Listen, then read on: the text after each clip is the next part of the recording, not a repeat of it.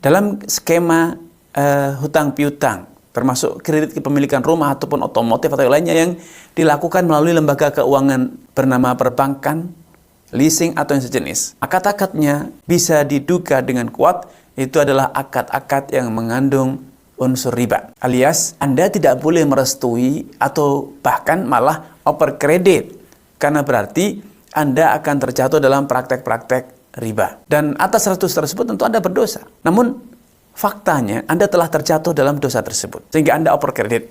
Dan ternyata si A meninggal dunia, sehingga karena setiap pembiayaan yang dilakukan di lembaga keuangan riba atau perbankan itu pembiayaannya di cover oleh asuransi, maka ketika meninggal dunia, sisa cicilannya dilunasi oleh pihak asuransi. Akan tetapi problemnya, ketika Anda oper kredit secara ilegal, tidak resmi melalui perbankan. Padahal dalam klausul perjanjian perbankan itu biasanya bank melarang ke customer atau nasabah untuk mengoper kreditkan barang yang telah mereka beli kecuali atas izin dan restu dari perbankan. Sehingga dalam dokumen perbankan atau bank terkait, rumah tersebut masih menjadi tanggung jawab si A, belum menjadi tanggung jawab si B ataupun yang lain. Makanya ketika si A meninggal dunia, sebagai pihak berhutang, pihak pembeli pertama, dianggap lunas hutangnya. Karena itu telah di-cover oleh perusahaan asuransi. Namun karena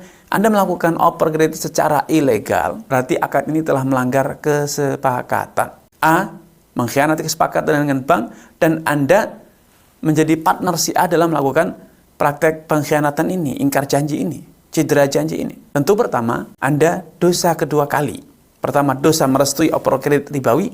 Yang kedua, Anda merestui adanya praktek-praktek yang tidak sesuai dengan tuntunan syariat, yaitu melanggar perjanjian. Karena dalam kesepakatannya, A sebagai customer tidak boleh memindahkan kepemilikan atau oper kredit kecuali atas restu dari kreditor, yaitu dalam hal ini bank. Namun sekali lagi, karena ini sudah terjadi, maka ketika bank membebaskan si A dan ahli warisnya dari tuntutan, padahal rumah tersebut sudah dijual oleh si A kepada si B, namun penjualan ini bertentangan dengan klausul kesepakatan antara si A dengan bank, maka berarti secara hukum syariat akad oper kredit ini seharusnya tidak dibenarkan, alias gugur demi hukum. Sehingga status rumah tersebut seharusnya tetap menjadi milik si A.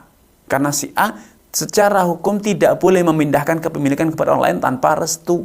Karena rumah tersebut statusnya dalam kondisi teragunkan, menjadi jaminan atas sisa tagihan yang belum dibayar oleh si A.